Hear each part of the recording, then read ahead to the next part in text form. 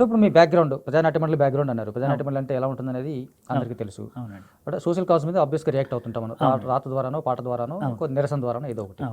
అలాంటి మీరు సడన్గా ఆరోగ్య డైట్ అనే ఒక కాన్సెప్ట్ తీసుకురావడానికి కారణం ఏంటి? ఈ ఆరోగ్య డైట్ ద్వారా మీరు అంటే 100, 150, 200 కిలోలు ఉన్న వాళ్ళని కూడా 100 కిలోలు తగ్గించే అంత మంత్రశక్తి మీలో ఉంది. ఇందాక 100 కిలోలు తగ్గడం అంటే అసలు అది మామూలు విషయం కాదు, ఏ మనిషి అయినా.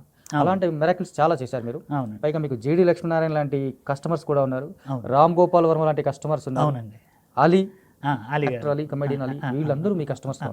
సో ఈ ఆరోగ్య డైట్ స్టార్ట్ అవడానికి మూలం ఏంటి? ఎక్కడ స్టార్ట్ అయింది? నా నిజం అంటే ఫస్ట్ అది స్టార్ట్ చేయడానికి మా అమ్మగారికి కొన్ని వ్యాధులతో చనిపోయారండి. ఓకే. అంటే ఆవిడ ఉద్యమకారులు, అంటే బంధువులు జరిగిన ఇలా ఎక్కువ మమ్మల్ని ఇలాగ వదిలేసి నేను అరెస్ట్లో అవుతున్నాను. ఓకే. నన్ను అరెస్ట్ చేశారా అని చెప్పేసి, అలాగా మీరు వండుకొని మీరే తినంటారా అనే టైప్లో. అంటే మేము ఇంటికి పేరేంటండి? ఎర్రయ్యమ్మ అండి. ఎర్రయ్యమ్మ. అమ్మగారు. నాన్నగారి పేరు సుబ్బారావు గారు అండి. ఆయన 3 times సిపిఐ కౌన్సిలర్, ఇప్పటికి 94 years, 94 సంవత్సరాలు. ఇప్పుడు కూడా నేనే కౌన్సిలర్ని, నేనే ఎర్రజెండా ఓ బ్యాగ్ వేసుకొని తిరుగుతూ ఉంటాడండి. Okay okay. ప్రజా సమస్యల మీద ఇంకా 94 కదండి. ఆ ఊళ్ళోనే డ్రైనేజ్ బాగోలేదు అనుకోండి, ఈయనే కౌన్సిలర్ అని ఫీల్ అవుతాడు ఇప్పుడు కూడా. ఏటరేది అని పిల్లండయా అని అంటాడు అనమాట. సో అమ్మగారి నుంచి అమ్మగారు అంటే చనిపోవడం చూశానండి నేను. అసలు నాకు కూడా షుగర్ ఉందండి. నేను 92 kgs ఉండేవాడిని. అది అసలు ఆహార విధానం మార్చుకుంటే అసలు అంటే అన్నంతో చేసింది ఇడ్లీయా, అంటే గోధుమ పిండితో చేసినటువంటిదే చపాతీయా, ఇవి తింటేనే మనం బతుకుతామా అని చెప్పేసి నా మీద నేను 2017లో స్టార్ట్ చేసి రాజమండ్రిలో ఒక ఆశ్రమం పెట్టి కొన్ని వేల మందికి ఉచితంగా ఉచితంగా ఇచ్చాను. కానీ వాళ్ళ ఫీడ్బ్యాక్ దగ్గర వాళ్ళకి ఇచ్చి నేను నేర్చుకున్నానండి.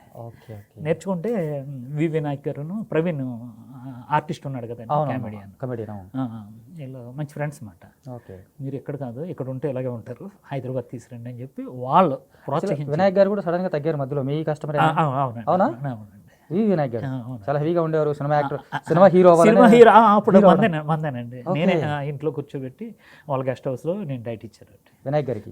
వినాయక్ గారి నుంచి వచ్చిన ఫీడ్బ్యాక్ ఎలా ఉంది? అసలు ఈ వినాయక్ గారు నా ఫ్యామిలీ మెంబర్ అంటాడు.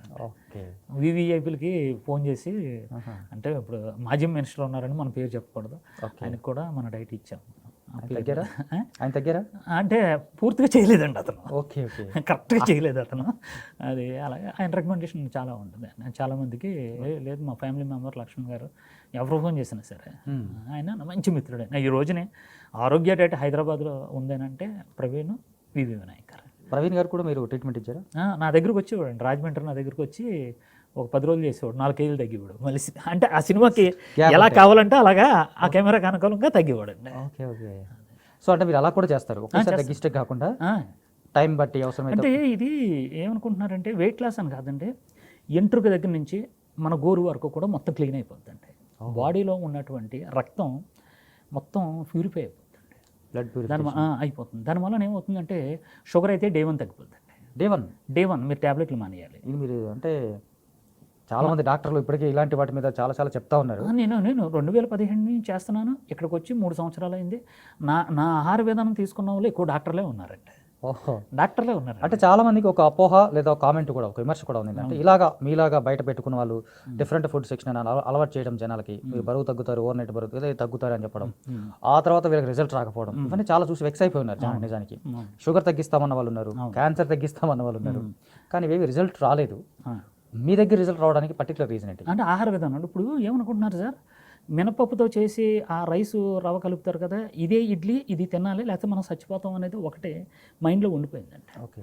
అది వేసి అది తినేయాలి, ఒక ట్యాబ్లెట్ వేసుకోవాలి. నేనేమంటున్నా అదే తిను.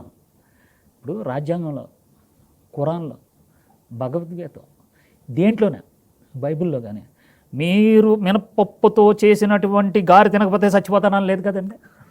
మనకి ప్రాంతీయ, ఏ ప్రాంతం వాళ్ళకి ఆ ప్రాంతానికి సంబంధించినట్టు ఆహార విధానం మనం సెట్ చేసుకుంటుంది.